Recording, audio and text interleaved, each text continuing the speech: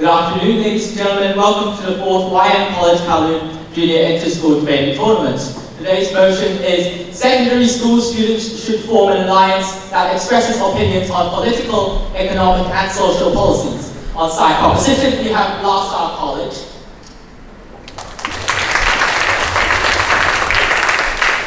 And on the opposition side, we have Singapore's Co-Educational College.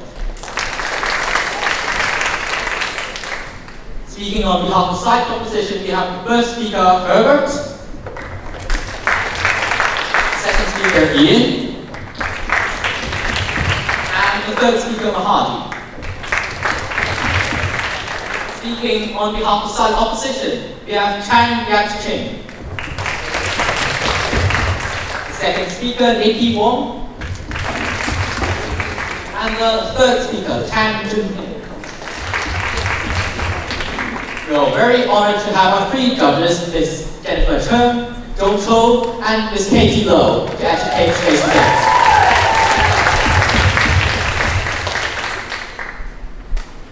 Before the debate starts, I would like to draw your attention to the rules. Each speaker shall speak only when summoned by the chairperson, and speakers are allowed 3 minutes. At the end of 3 minutes, speakers will be allowed a 15-second grace. A bell will be rung 30 seconds before the time is up, and twice when the time is up. The bell will be rung continuously to signal the end of grace, and the speaker must then sit down. If there are no further questions, then the debate will now begin.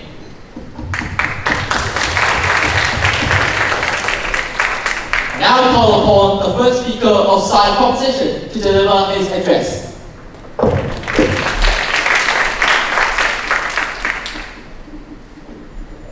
You may begin when ready. So today's motion is this House believes that secondary school students should form an alliance that expresses opinion on government policy.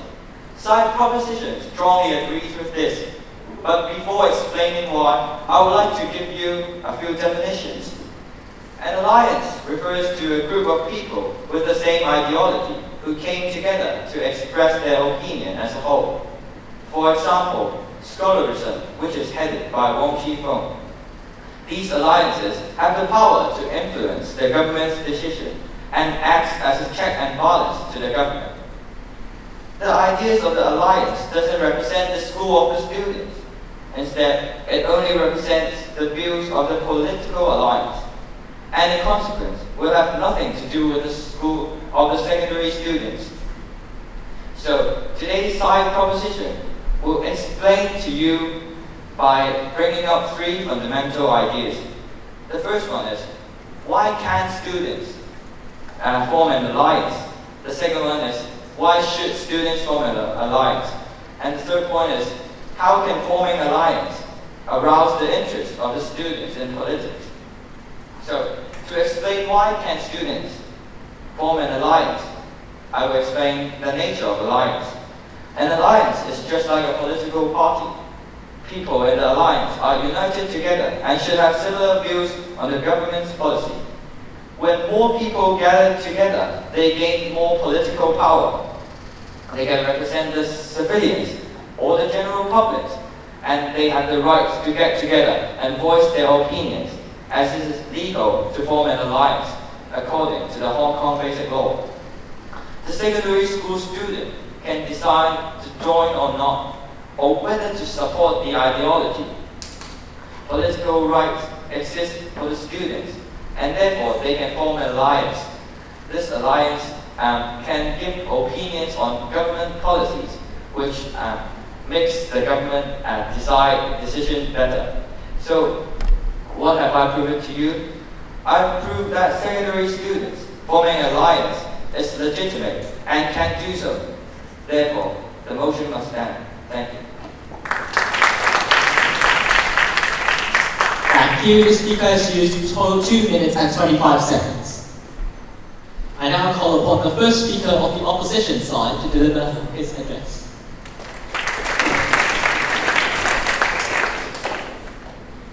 Good afternoon, ladies and gentlemen.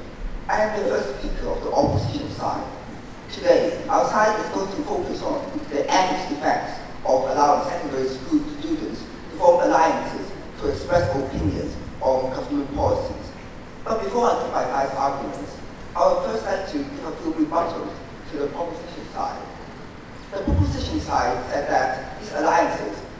power to influence the government, but they themselves may be manipulated by political parties, as will be mentioned by my second speaker. Now, back to our side's arguments. I will be talking about the problems this motion causes on the level of the school. My second speaker will be mentioning how secondary school students can be easily manipulated by large and dominant political parties and figures, bringing this to a social level. My third speaker will then mention the stress put on the student leaders of these alliances, which is detrimental to teenagers' growth. So now I will focus on my points. Forming school alliances on government policies causes polarization of the students, with two or more bands of students with completely different political stances. As they have totally contrasting views, their arguments on political issues often morph from political debate to targeted personal attacks, leading to bullying, isolation, and problems such as fast searching. And these may be targeted at the student leaders of different alliances. This may cause irreversible emotional and psychological trauma to these students, destroying their social relationship with others because of their political views and lowering their academic results, as they may have suffered from depression or other mental problems as a result of being targeted. There is even a golden forum on the web, which is used by some teenagers to mock these targeted students. Therefore, to protect the cohesion of students in schools and avoid such undesirable problems, our side firmly believes that this motion must and will fall. Thank you. Thank you. The speaker has 2 minutes and 22 seconds. I now call upon the second speaker of the proposition to defend his case.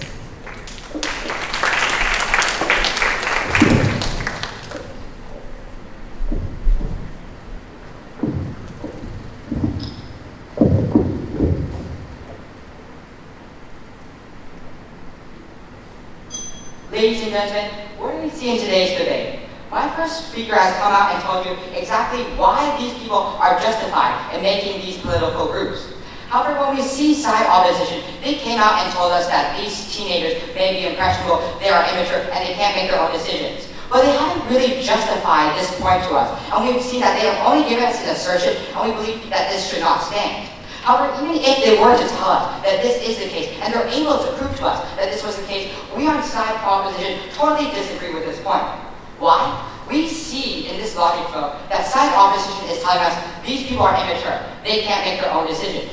Now, if we were to translate these theories back into daily life, we would see that if this stood, these students shouldn't choose which universities to go to because they're too immature. They may be influenced by their parents. They should choose which subjects to choose because they may be influenced by their friends and what they choose. We see that if we follow their logic flow by saying they may be easily manipulated, we're seeing that these students should never make their own important decisions, make decisions by themselves. But we see that these students are actually in the process of learning critical thinking, and this is one of the best ways for them to learn how to think critically. Now, as second speaker, I'll be proving to exactly why these secondary students should come together and make their own alliances, and second of all, how we can better arouse interest in politics if you were to have these student alliances. Now, allow me to move on to my first substantive of why these students should form their own alliance. We see in the government is that there are two powers, and we have checks and balances: the government force and the supervising force. The supervising force is part of includes stuff like the Labour Party, the DAB, and other stuff which actually represents the views of society. We see that these secondary students should come together and have their own alliance so that they can better come out and express their own opinions. Why do we say this? It's because we see that groups have a better and louder voice than simple individuals. Why? Let's look at Wang Qifeng, the head of scholarism. Joshua Wong is nobody without scholarism. Scholarism is the idea that brings him up, and the people who stand behind him are the people who give him the power, who give him the weight to say exactly what he wants to say and bring along points to the general public. That's why we see that these people should come together as a political line to express their views. Also, we see that we need to have direct representation from these students, because we see that if the secondary students come together and have their own alliance, they'll be able to directly represent the views of the youngsters. Say, for example, there's going to be a policy on education. These secondary students can come up and tell us exactly what their views are on these kind of political views. Thus, we see that these people should come up and have their own views. Second of all, we also see that we're better allowing to arouse interest because it's better to have direct representation, as I've already proved. So what have I proven to you today? I've proven to you exactly why side opposition's case doesn't stand, and why the 2 points, why secondary students should form an alliance, and how it can better arouse interest makes this motion fall to our hands today. Thank you. Each speaker is used 3 minutes and 12 seconds. I call upon the second speaker of the opposition to deliver her address.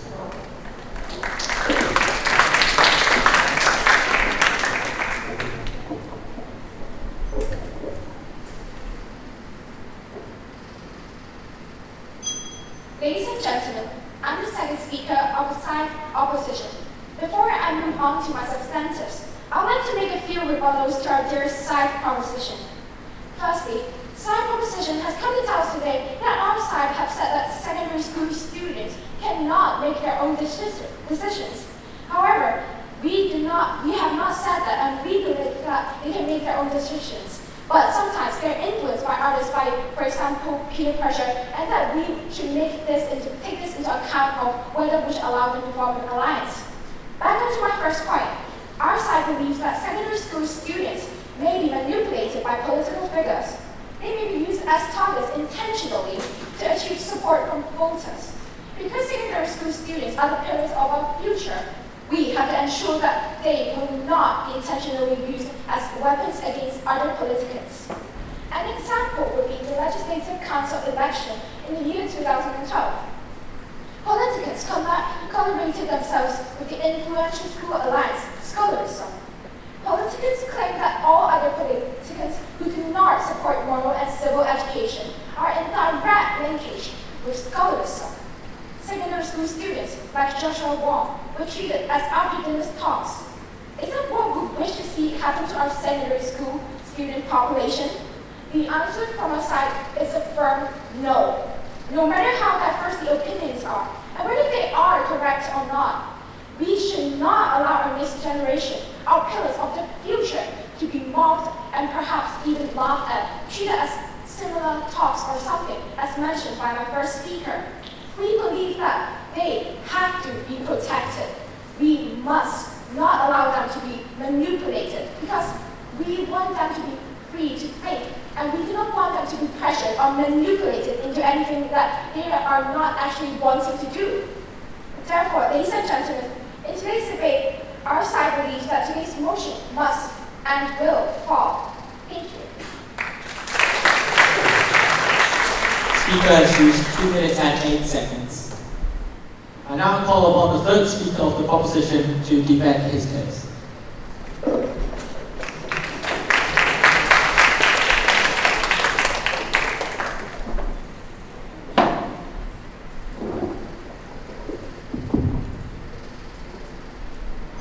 Good afternoon, ladies and gentlemen. What do we see here today? We see that side opposition's case is a flawed and misleading. Therefore, as a third speaker of the proposition side, allow me to clear the misconception and offer some rebuttals to clear their mistakes.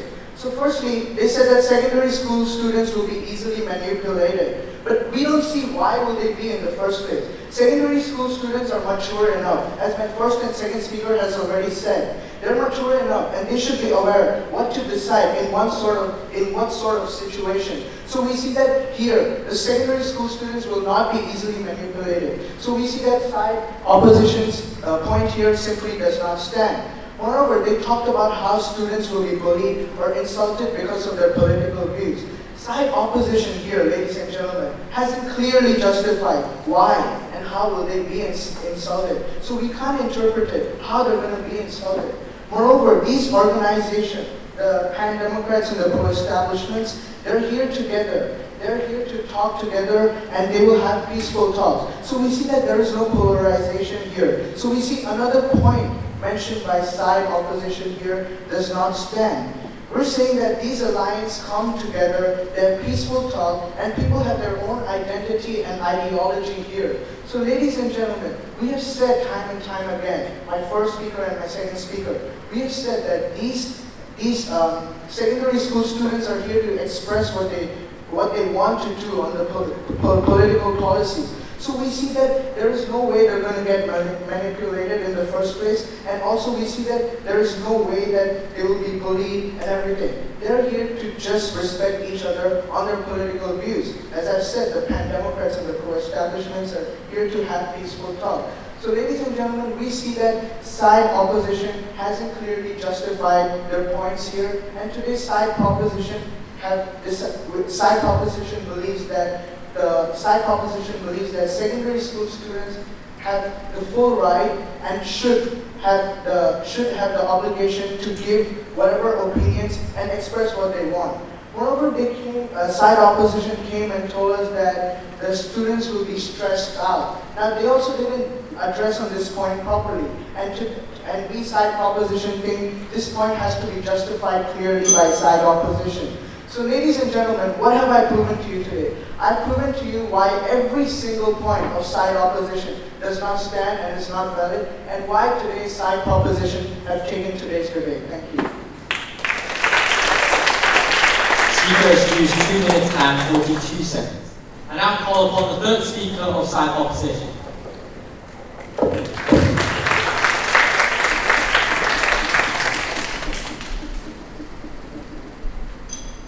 Ladies and gentlemen, I am the third speaker of the opposition side. Before I begin my speech, I would first like to make a few rebuttals. Firstly, the opposition side mentioned that teenagers are not easily manipulated by political parties. They also used analogies that teenagers can choose their own subjects and they can choose their own universities, and thus they can easily make their own decisions. However, our side thinks that this analogy is misleading, and this is definitely not the case. For example, if teenagers are so good at making decisions, why is there teenage drug use? Why are there triads? Why are there teenage video game picks? It's precisely because teenagers cannot differentiate between black and white, and this quality makes them susceptible to external influences, and they can be easily manipulated by political parties. In addition to that, they also mentioned the example of Joshua Wong and scholarism. Joshua Wong is nobody without scholarism, and the ideology of scholarism is what backs up Joshua Wong. However, obviously the public does not understand this because they treat Joshua Wong as an individual radicalist, and he is being ridiculed on websites, he is being spat at in public, he is all canned pictures are taken of him while he is having breakfast in cafes, etc. And obviously this makes teenagers very stressed out at a very early stage of their life. In fact, this is exactly our team's third point, which is that the stress of teenagers being put in secondary school alliance is detrimental and harmful to their growth. Teenage political advocates and alliances face a lot of pressure in a very early stage of life. They have to take part in forums, interviews, and protests, which may sap their free time and affect their academic growth. In addition to this, teenage political advocates in high ranks of alliances, especially those with unorthodox political views, can be scrutinized and disrespected by the public and mass media. They label them as the faces of radicalism and an embarrassment to our city. An example is Joshua Wong, one of the pioneers of the Occupy Central movement. He has earned the nickname Crazy Insane Wong, which is a play with words of his Chinese name. He is also cyberbullied on websites such as Facebook because of the radicalism of his views. Chao Ting, a member of the Hong Kong Federation of Students, has also dropped out of the organization because of the stress caused by being in the organization and being in the media limelight. The labeling effect on members of student organizations could jeopardize the futures of these students because employers may not be willing to employ these students with radical views. Therefore, because of the reasons our side has proposed, the motion must fall. Thank you. Speakers use 2 minutes and 34 seconds. That concludes the constructive speeches. We will now begin the free debate session. Each side will have 2 minutes to ask and to answer questions posed by their opponents. A bell will be rung when the time for each team is used up.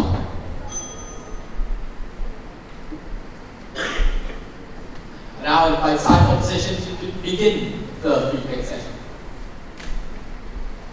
And so the second speaker of the opposition side said that secondary students may be manipulated or directly used by political party to gain support. Can you give us a concrete example? Just in case the side proposition has not been listening to the speech, I've already told you a concrete example, which is the 2012 Legislative Council election. People from the scholarism were manipulated and used as weapons, which I've already told you. Thank you. I would like to address the point on polarization. You said that these two parties would be polarized because they have different political views. But what we see here is that these two parties will actually come together in peaceful talk, because this is the point of the parties, to try and talk and come to a conclusion, justify how these two political parties will lead to polarization. In case the opposition side has misunderstood our case, when we said polarization between these two parties, we're not only talking about polarization between two political parties, but also the polarization between Hong Kong citizens. We've heard many stories about the breakup of relationships because of different views on Occupy Central. And we've also heard teenagers separating in different social groups because they have different political views. There are debates on websites like Facebook because of political views, and this can lead to polarization of two parties. Thank you. You guys mentioned about how teenagers, secondary school students will be involved in drug abuse, and we see that even adults are involved in drug abuse. So are you telling us that adults are also are immature? We are telling you today that this is an example, and saying that even the adult drug abusers have started taking drugs in their teenage years, and which is why and even now they can't take it off, and which is why we are telling you today that teenagers may not be able to make full and well decisions.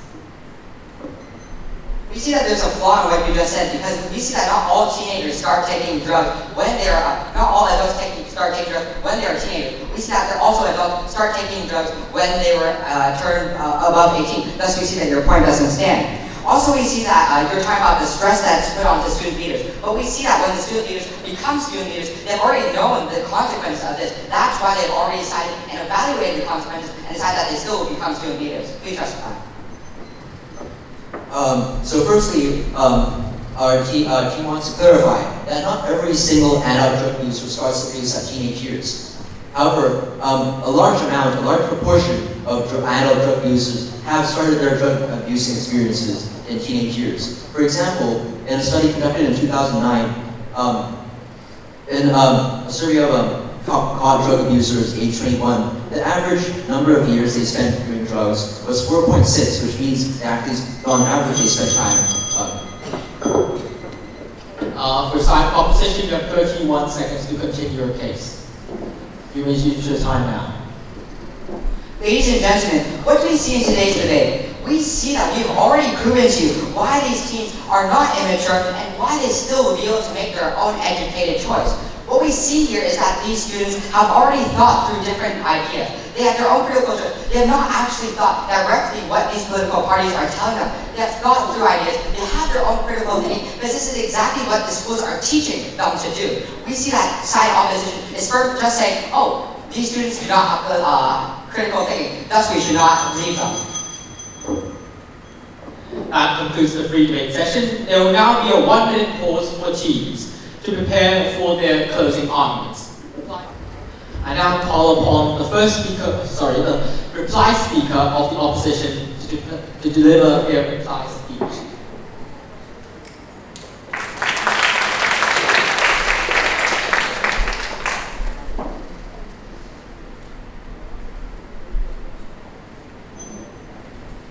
The big debate here today has come down to one single question, and that is whether this is effective and whether this should be held.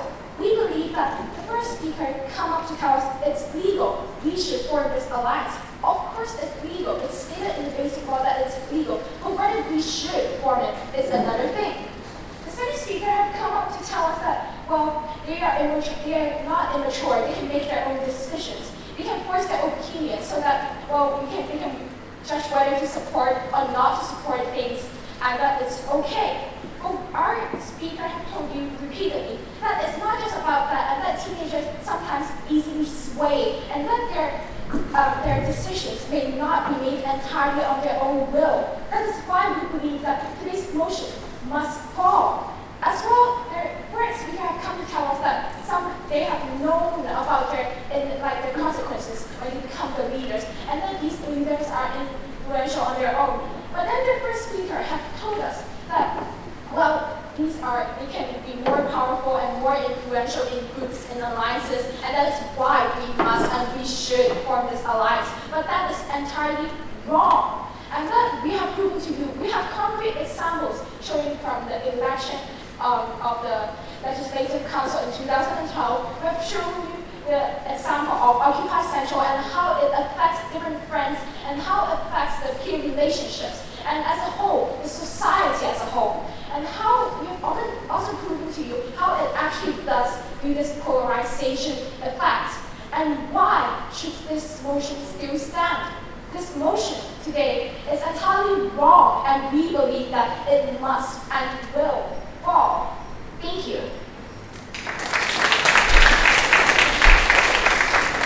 Speaker has used 1 minute and 55 seconds. I now call upon the reply speaker of side opposition to deliver his address.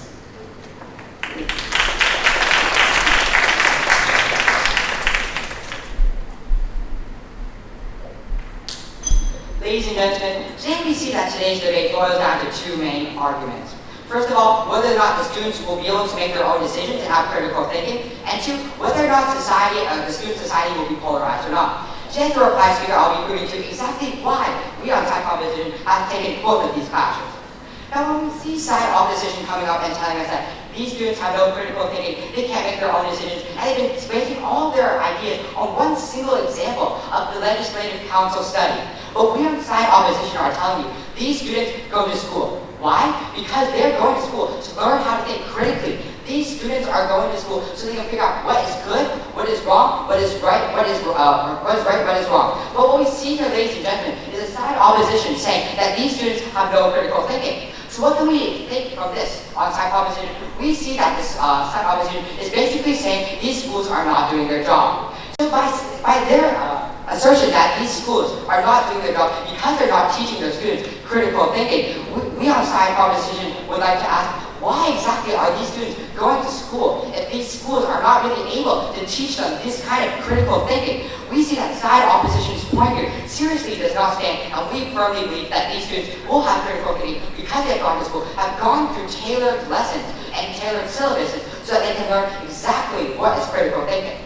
Now, we also see side opposition coming out and telling us that the student society will be polarized. What we see here is that this is totally wrong. Why? Because we see that these societies will come together, make alliances, so that these emotions from the students will be channeled into these societies, that they will think, they'll put their effort into thinking of exactly why these societies, giving out their ideology, to come together, get through some talks, come on some basic common ground, to come together as two alliances, to talk things through, and actually get some common ground. So we see, ladies and gentlemen, is that the society won't be polarized, but actually if we were to form these two alliances, these two alliances will actually come together, and the two groups of different ideologies will actually come together and believe with one another. So as side proposition, we have actually proved a few things to you. Why exactly, as side opposition has agreed with us, why they are justified in making a group. Second of all, why they should form an alliance, which we have proved from our first, second, and third speaker. And finally, why it's better to arouse students' interest by having direct representation from these political alliances.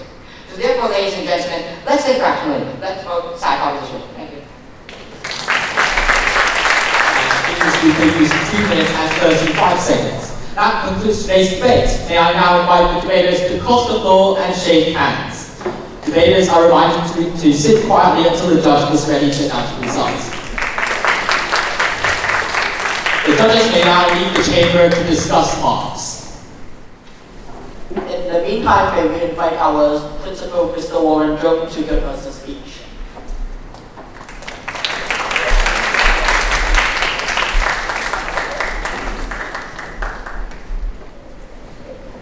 Good afternoon, honorable guests, teachers, coaches, and friends of YN, and welcome to YN.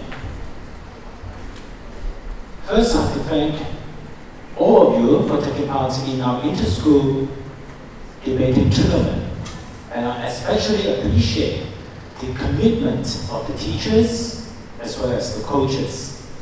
And I understand that it requires a lot of commitment for the teachers to escort all the participants to come to our tournament today, especially if it's a long weekend. So please give a round of applause to all the teachers and coaches.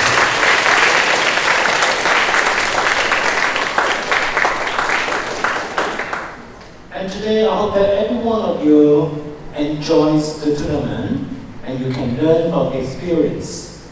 You can polish your language proficiency and at the same time you can burnish the logic and the reasoning behind words.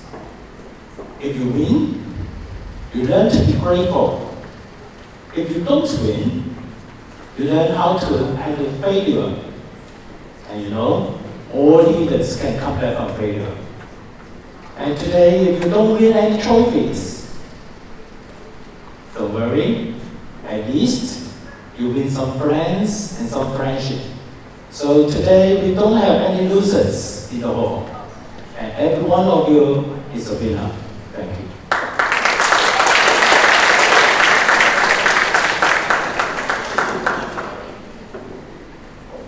Thank you, Mr. Chung, for his inspiring speech. May we now invite Mr. Chung to present certificates to our participants. Once again, we would like to appreciate the participation of all schools. Today's competition cannot be held without you. So, first of all, I would like to call upon Galileo's Public School.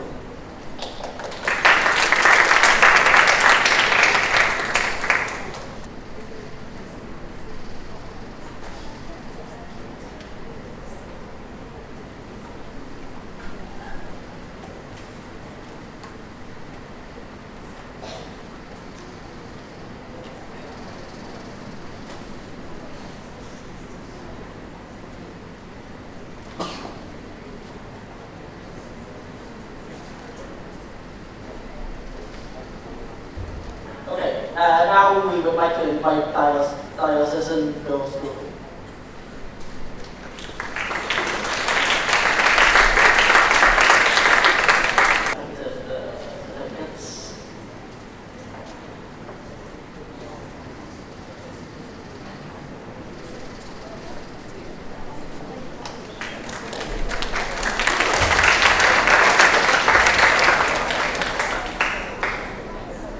Then we have Diocesan Boys School.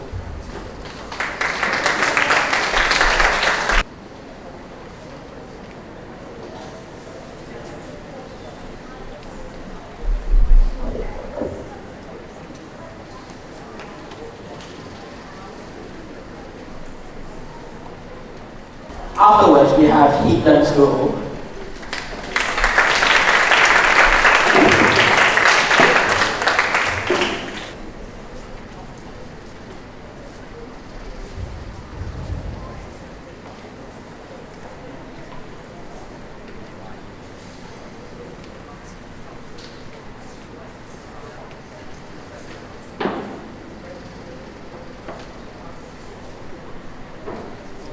And the next, Hong Kong Chinese Women's Club College.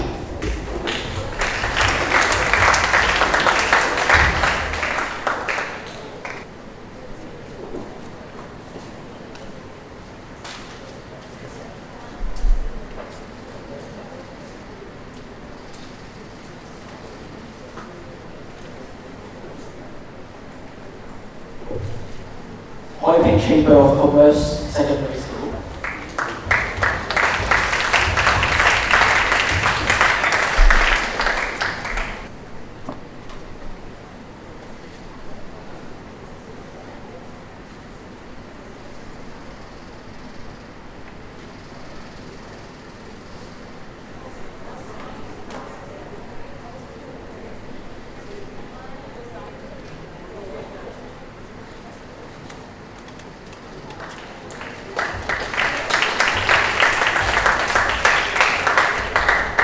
Holy Trinity College.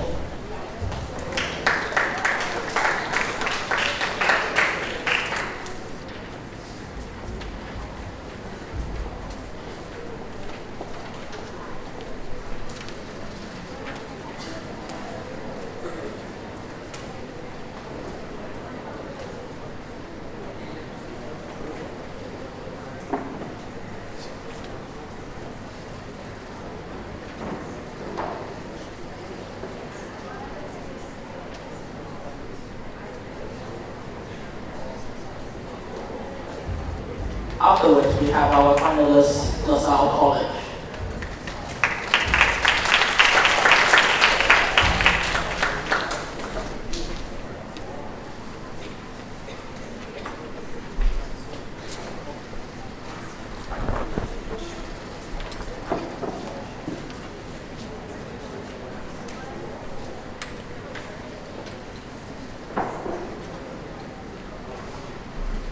Next, we have Poland Cook Centenary Lee Shiu Chung Memorial College.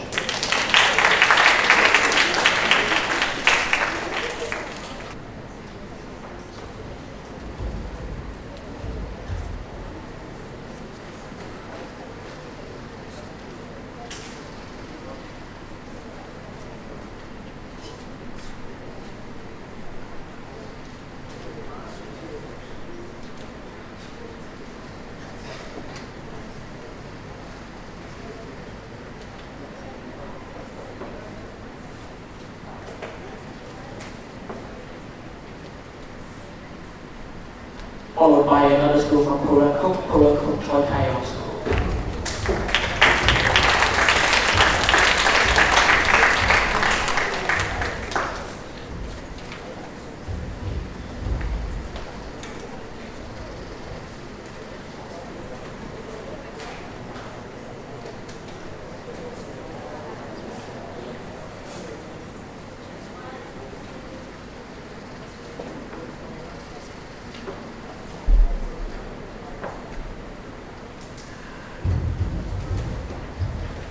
Next, we have Queen Elizabeth School.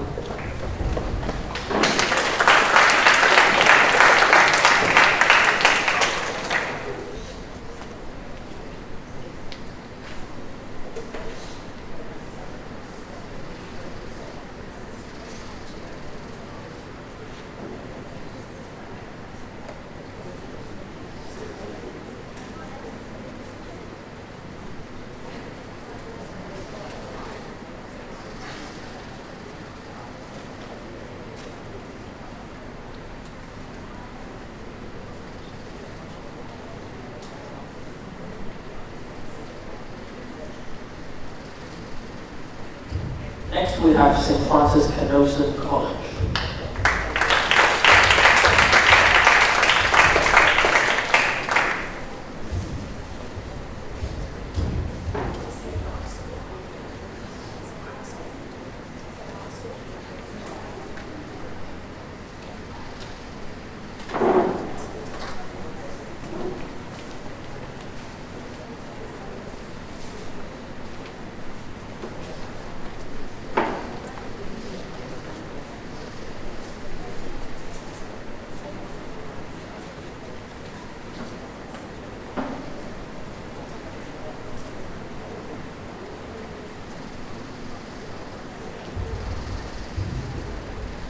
Next, we have St. Mark's School.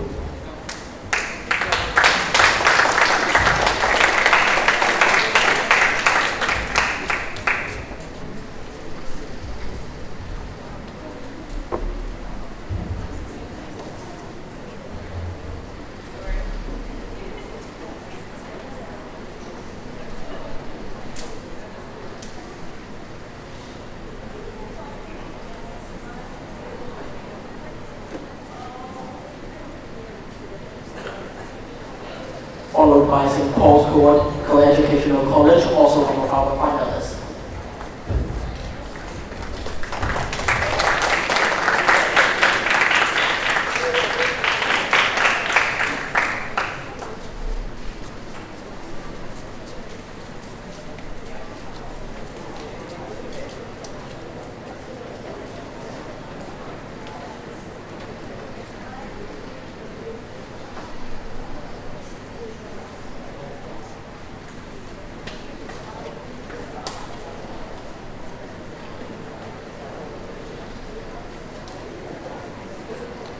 And next, may we invite WYK College Hong Kong.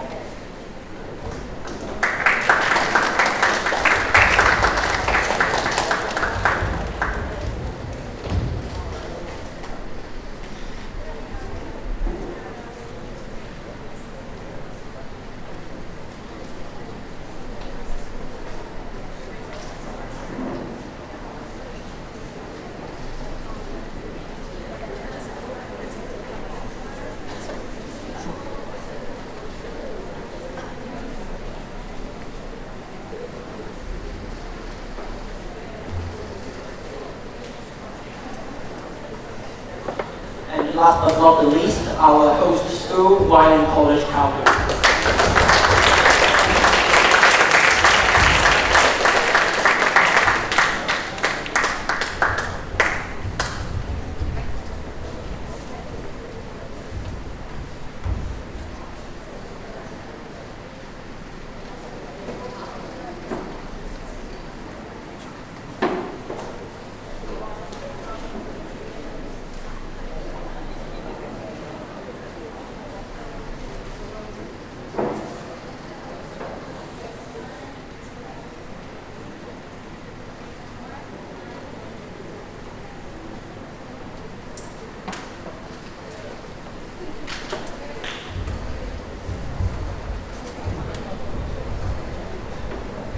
So this concludes our certificate presentation session.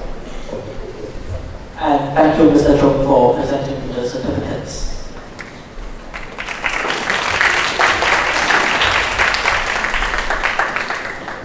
Ms. Zhou Chung, Ms. Jennifer Chung,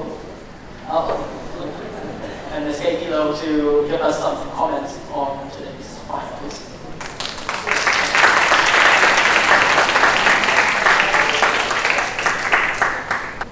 First of all, thank you very much, and congratulations to all of the debaters. I think all of you as junior debaters already did a very good job and worked very hard, so applause for the efforts. Okay. So about the final debate, I would like to talk about how to approach the motion when you get it, okay? So the motion was secondary school students should form an alliance. So the first key term will be secondary school students. We want to hear more about the benefits and harms on secondary school students, and as well as the general public, okay? So we feel that we didn't really hear, okay, say for example, you talked about students' voice will be heard. So, how would it affect policy making? How would it affect, how would it benefit students' population or, and the general public as well? Okay. The second key word will be alliance. In the middle of the debate, it seems that we were not really talking about forming an alliance. So it seems that it's only on social political participation or even cyberbullying.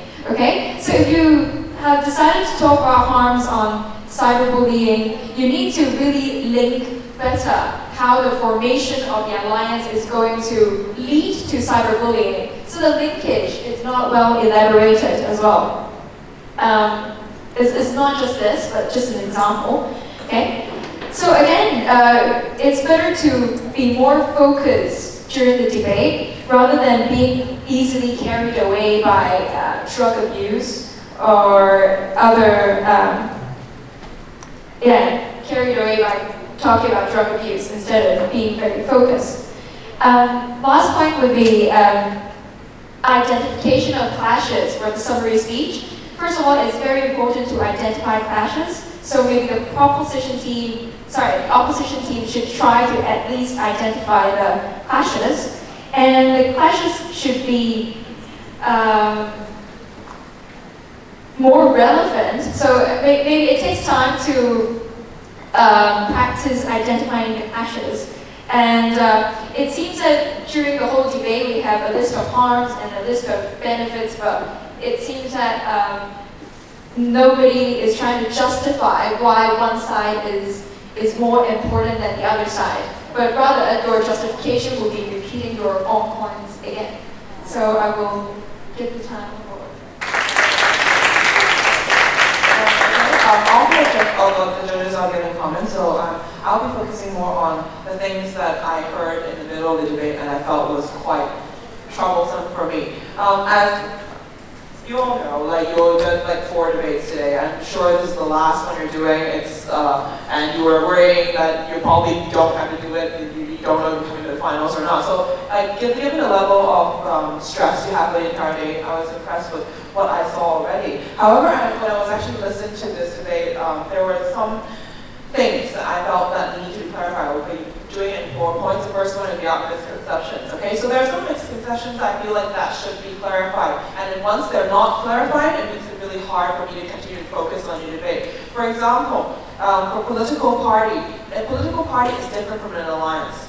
That should be very clear. But somehow in the middle of the debate, I felt that it was not clear. Somehow the example from the proposition side, I heard things about labor and the DAB. An alliance cannot be a political party because students are underage. I mean, can never take any political post, they can never actually go into the LegCo. So I feel like the effect of an alliance and the effect of a political party is actually fundamentally different, but that was never really clarified.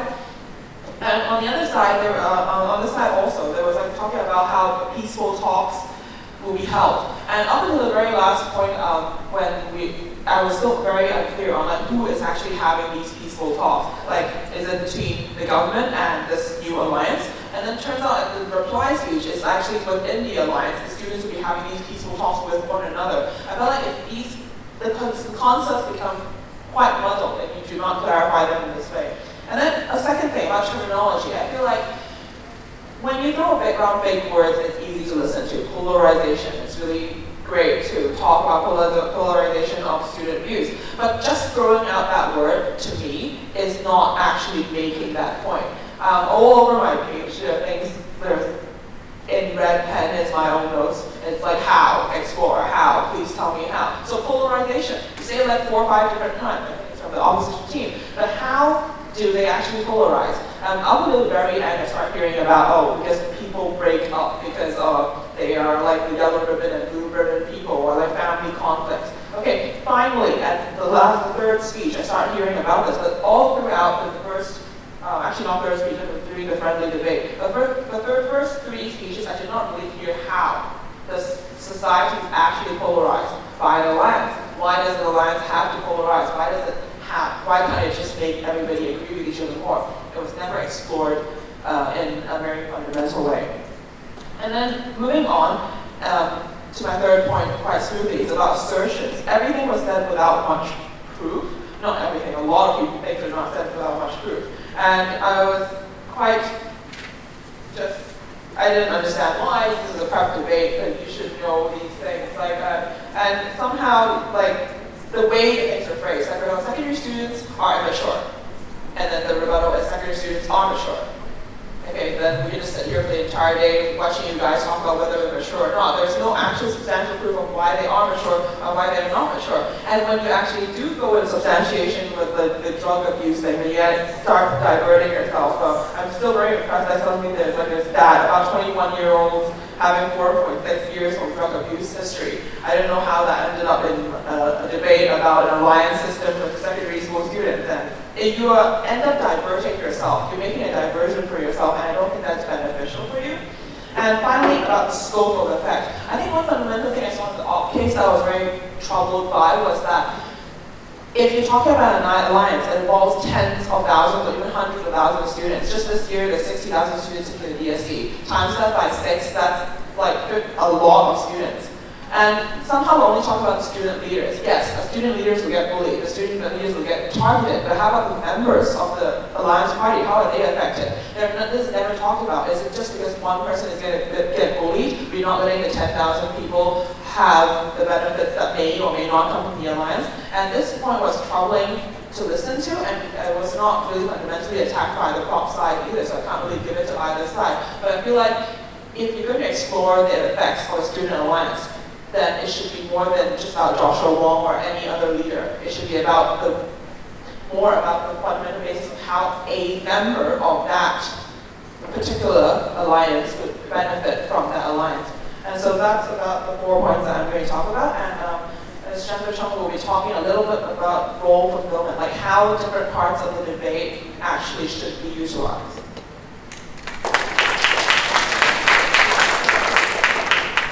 I'm going to try and keep it nice and short, but with the assumption that not just the 6 debaters up here who gave us the grand final, but also everyone else who's sitting down there. Just kind of keep in mind how we can always be constructively getting more feedback to help improve ourselves as debaters. So as Ms. Cho mentioned, I just want to quickly go over role fulfillment, because I think on both sides of the team, there were certain speakers who perhaps didn't fully embrace what they needed to do as that speaker, And to some extent, it's going to hurt them whether or not they build their roles and whether they kind of capture the strategy that's needed. So with specifically like the propositions captain's role, you really need to make sure that you come out and establish quite clearly what is the biggest issue in this motion. Every motion that we debate on always has some problem. It always has some sense of urgency. But we didn't really see that in all this debate. It was kind of elicited where we were hearing some of the arguments down the debate, but it should come out clearly from the first speaker, from the proposition team. Alright, so that's something you have to think about and not just simply give us here's the definition of some terms and use that to establish the context. Okay? But whereas on the opposition side for the captain, it's your job for the opposition team to first elicit what am I going to engage on against the opposition team. So you need to make sure you establish quite clearly where is that contention, where do we see the biggest clash, what are the biggest issues that we disagree on. And we felt that when we were deliberating that a lot of the arguments that perhaps you brought out didn't really attack a lot of the weaknesses in their case. So things like the feasibility of their model, things like whether it's practical, things like whether it's actually going to have any effect in terms of Hong Kong politics and student involvement. The fact that both sides kept repeatedly raising examples like scholarism shows that we actually technically already have some form of alliance. So why is it that we actually need to have this discussion here today? So that kind of falls on both sides in terms of whether or not we actually brought that out clearly in today's debate. In regards to the rebuttal speakers from both sides, I think everyone can kind of remember the fact that when you're giving out rebuttals, you want to try and hit them hard. You want to try and attack them on the logical fallacies. You want to try and attack them on the key arguments they bring out. And stay away from trying to just give rebuttals on a statistic that you disagree with, or a case study, or an example that you happen to research on, and you want to try and refute them that way. Because on both sides of the house, there will always be a whole host of statistics and facts and case studies and examples that you can always raise and bring to your side. So if you're only attacking them on those examples and statistics, then it just becomes a debate of here's my statistics versus no, these are my statistics, and it's not really engaging each other on the arguments that we need to really push hard on. With the pre-speech session, pre-debate session, we think that both teams could have done that a bit more effectively. Obviously, there's different techniques. You can try to continuously ask questions, you can try to respond to them, but I think both teams want to think about how to most effectively use that time to help them progress with their team line, to progress with the arguments that they want to bring out today.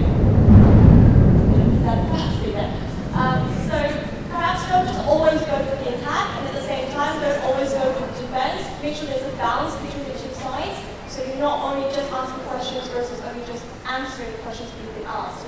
And lastly, just to quickly cap off on the reply speech. I think, as Mr. had mentioned briefly earlier on, with the reply speeches, you need to remember that it's not a rebuttal speech. So it shouldn't be a case where you come out here and use that time to address all the different rebuttals that you didn't get a chance to address earlier on. Alright, it should be a case where you're summarizing it in a very biased manner so that it is biased towards your side.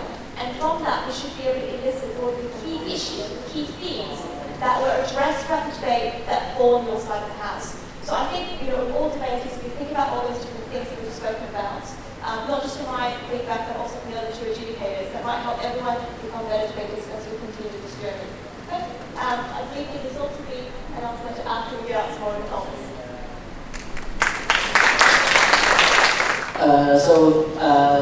Thank you for your valuable comments. Now we will proceed to the prize presentation ceremony. Let us invite our judges to present the awards.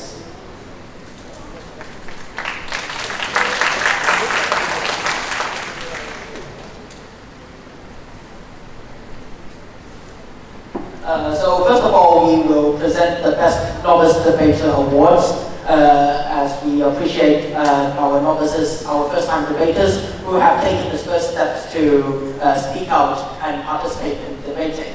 And so first, we would like to invite Happy Land from Keaton School.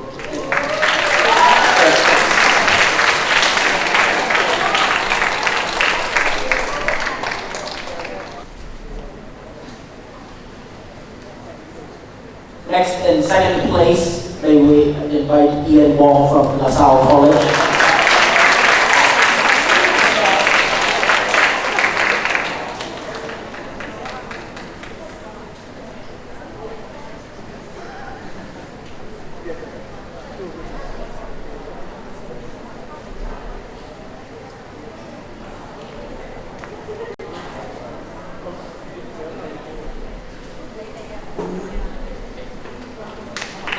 first place, Alexander Dung from Diocesan Forest Group.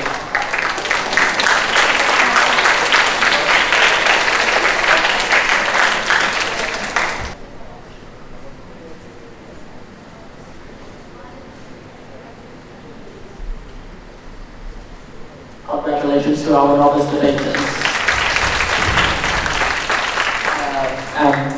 Thank you, Mr. O.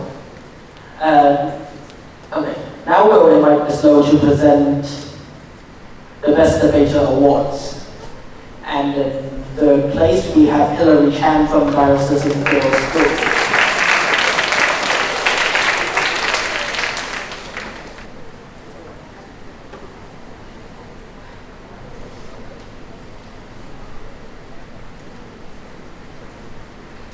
Next, in second place, we have Alan Judge from YK College, Hong Kong.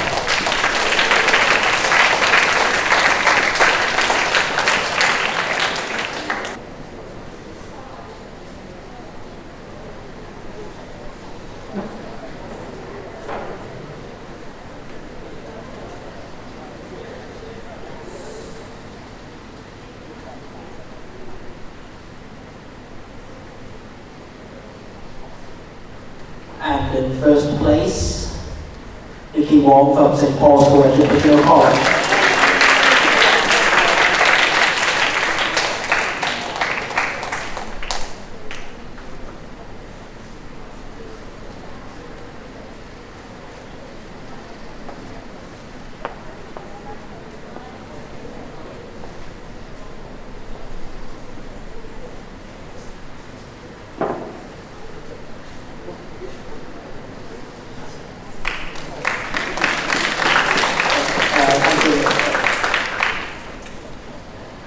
Okay, and thank you, Ms. Cone, and congratulations to all our best debaters. And now let us proceed to the team awards. In fourth place, we have Holy Trinity College.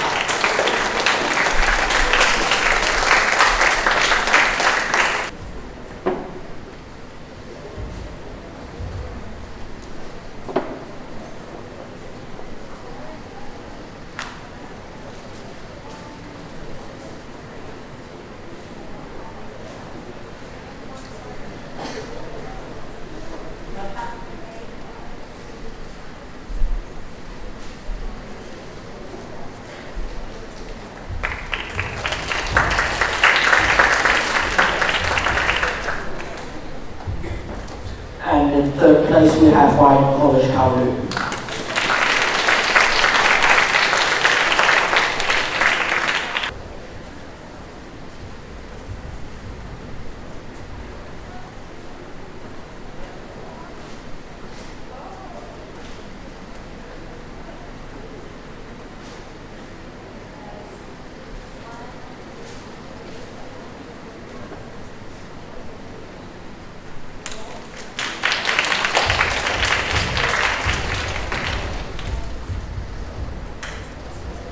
Now may we invite the judges to announce the second and first place. Okay, in a 2-1 split, we gave the debate to the proposition team. So congratulations, Marcel.